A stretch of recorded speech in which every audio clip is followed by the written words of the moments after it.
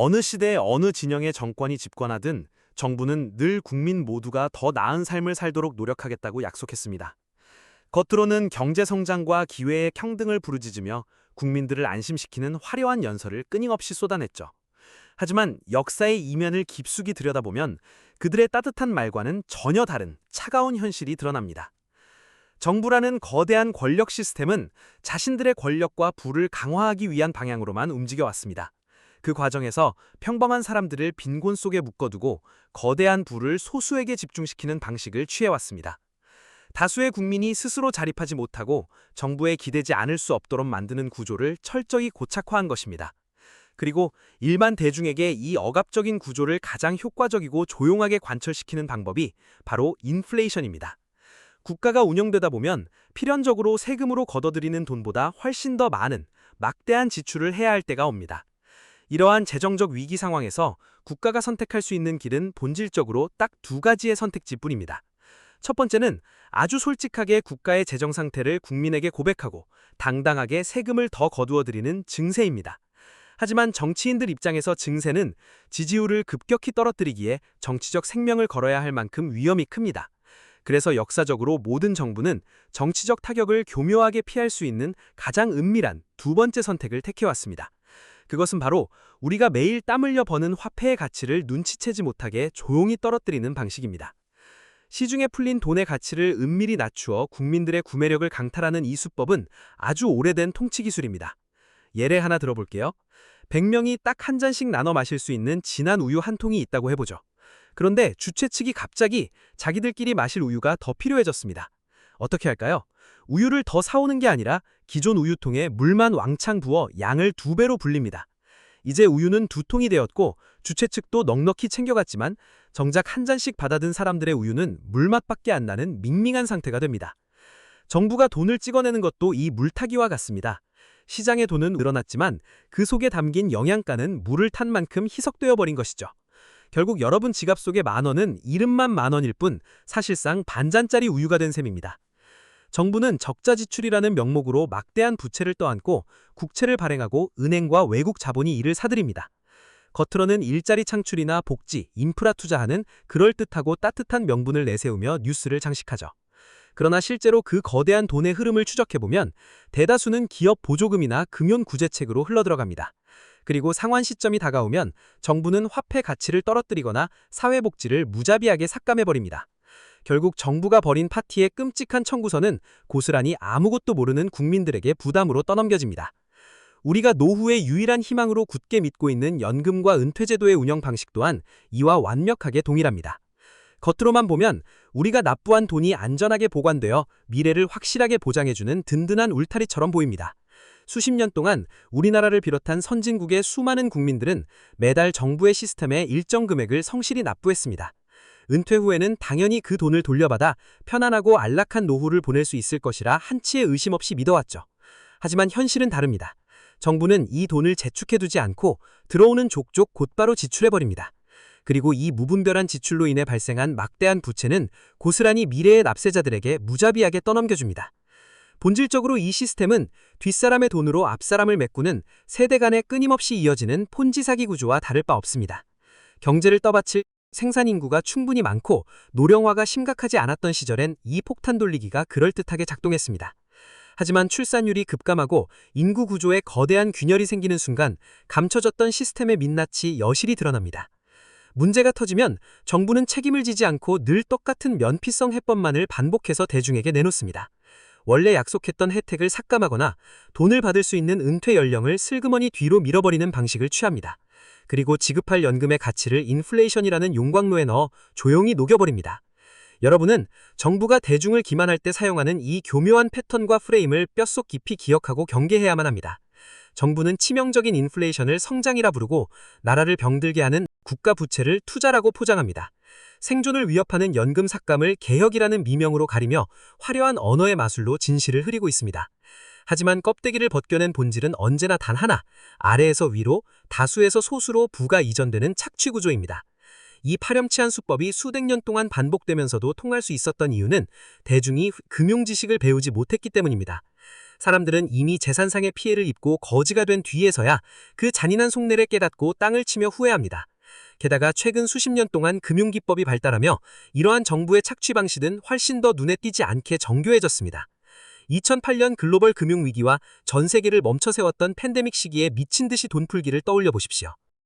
각국 정부는 위기 극복을 명분으로 막대한 돈을 윤전기로 찍어내어 붕괴 직전의 시장을 억지로 떠받쳤습니다.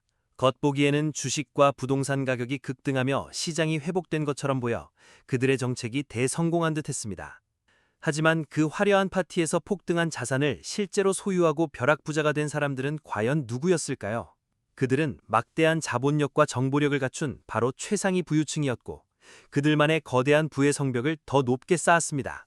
대규모 투자가 불가능한 일반 서민들에게 돌아온 혜택은 전무했으며 오히려 치솟는 물가만 떠안았습니다. 결국 정부는 상위층이 공고하게 구축한 시스템을 구제하기 위해 다수의 국민을 방패막이와 희생양으로 삼았습니다. 나머지 평범한 사람들은 인플레이션과 빈부격차라는 끔찍한 대가를 치르게 된 것입니다. 여기에 더해 정부가 서민의 호주머니를 털어가는 또 다른 간접 과세 방식이 존재합니다. 정부는 국민의 저항이 심한 소득세를 직접 올리기보다 판매세나 유류세 같은 눈에 띄지 않는 세금을 선호합니다. 물가가 크게 오르면 정부는 그에 비례하여 훨씬 더 많은 막대한 세금을 확보할 수 있게 됩니다. 게다가 정부가 과거에 빚졌던 부채의 실질적인 가치마저 눈 녹듯 쪼그라들게 되는 효과가 있습니다. 가만히 앉아만 있어도 세수가 폭발적으로 늘고 빚은 줄어드니 정부 입장에서는 인플레이션을 싫어할 이유가 없습니다. 그러나 그 파괴적인 정책의 피해는 방어할 힘이 없는 고스란히 평범한 국민들의 일상 속으로 파고들어 생존을 위협합니다. 매년 최저임금이 오르고 명목상 소득이 늘어나면 사람들은 자신들의 삶이 나아졌다는 위험한 착각에 빠집니다. 하지만 현실은 더 빠른 물가 상승이 뒤따르며 같은 시간 땀 흘려 일해도 체감되는 부는 곤두박질칩니다. 서민 음식인 삼겹살 1인분의 가격 변화만 보아도 알 수 있습니다. 불과 몇 년 전 몇천 원이면 충분했던 삼겹살이 이제는 2만 원에 육박하며 서민들은 고기 한 점 먹기도 부담스럽습니다. 과거에는 1시간 일하면 삼겹살을 먹을 수 있었지만 지금은 똑같이 일해도 절반밖에 먹지 못하는 처지가 된 것이죠. 대부분의 사람들은 이 잔인한 연결고리를 알지 못한 채 더 열심히 일해도 실질적인 부는 줄어드는 경험만 합니다. 평범한 사람들이 영문도 모른 채 좌절하는 반면 금융 엘리트들은 이 시스템을 이용해 점점 더 강력한 구조를 완성합니다. 우리가 살아가는 자본주의의 세계는 냉혹하고 무자비한 약육강식의 전탱터입니다. 많은 사람들이 매일같이 속고 있다는 사실조차 인지하지 못한 채 시스템의 톱니바퀴로 살아갑니다. 대기업을 위한 구제금융마저 자비로운 정책으로 받아들이며 정부의 거짓 언어를 그대로 믿고 맹신해버립니다. 이 모든 비극은 사람들이 자본주의의 본질을 꿰뚫어 볼 금융 지식을 스스로 배우려 하지 않기 때문에 발생합니다. 그리고 바로 이 대중의 철저한 무지야말로 권력자들이 세상을 지배하는 강력한 속임수 무기입니다. 스스로 생각하지 않고 순응하는 사람들은 정부가 통치하기 위해 가장 선호하는 이상적인 대중의 모습이기도 하죠. 이 거대한 착취에서 벗어나려면 금융지식이라는 우리가 가진 가장 강력한 방패를 손에 쥐어야 합니다. 정부의 수법과 자본의 흐름을 정확히 알면 여러분은 더 이상 그들의 의도대로 억울하게 컨트롤당하지 않게 됩니다. 그렇다면 이 전탱터에서 살아남기 위해 당장 오늘부터 우리는 구체적으로 어떤 통찰력을 배우고 길러야 할까요? 첫째, 정부가 거창한 경기부양책을 발표할 때 겉포장에 속지 말고 누가 가장 먼저 이익을 보는지 냉철하게 따져보세요. 화폐가 풀리며 발생하는 인플레이션은 결코 누구에게나 공평하게 찾아오는 피할 수 없는 불운이나 자연재해가 아닙니다. 시스템 최상단의 누군가에게는 반드시 막대한 부를 창출할 기회가 되고 그 대가를 국민이 치르는 잔인한 구조입니다. 다수가 피를 흘려 소수의 배를 불리는 이 악랄한 시스템이 작동하고 있다는 사실을 잊지 말고 기억해야 합니다. 둘째, 시장에 새로운 규제가 등장할 때 그 법안을 만든 세력과 실제로 막대한 이익을 보는 집단이 누구인지 철저히 살펴보세요. 대중의 눈을 가리기 위해 겉으로는 다수를 위하는 공익이나 정의로운 정책처럼 화려하게 포장되어 나오는 경우가 많습니다. 하지만 그 법안의 속을 현미경처럼 들여다보면 특정 대기업 카르텔이나 이익 집단에게만 유리하게 설계된 경우가 허다합니다. 규제라는 이름의 벽은 결국 기득권의 밥그릇을 지켜주고 서민들이 계층 이동을 할 수 있는 사다리를 걷어차는 도구일 뿐입니다.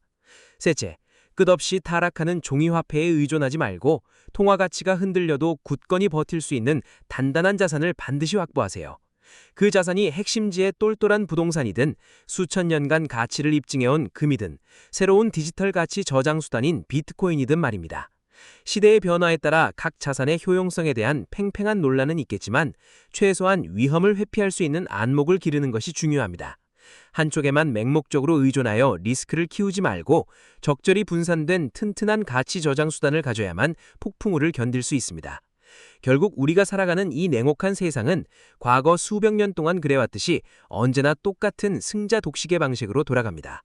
깨어있지 못한 누군가는 거대한 속임수의 영원한 희생양이 되고 또 다른 누군가는 그 틈을 간파해 인생을 바꿀 기회를 잡습니다. 중요한 인생을 결정지을 이 갈림길에서 어떤 길을 선택할 것인지는 여러분의 몫입니다. 금융지식을 날카로운 무기로 삼아 세상을 지배할 것인지 아니면 무지 속에서 평생 남의 계산서만 대신 칠 것인지 말이죠. 단언컨대 앞으로 10년, 20년 뒤 여러분과 가족들의 경제적 계층과 삶을 결정짓는 가장 큰 차이는 바로 이 순간에 있습니다. 여러분이 어떤 비판적인 눈으로 경제정책과 세상을 꿰뚫어 바라보느냐에 따라 미래의 부의 크기가 크게 달라질 것입니다. 거짓된 언어에 속지 않는 굳건한 안목으로 여러분의 자산을 지켜내시길 바랍니다.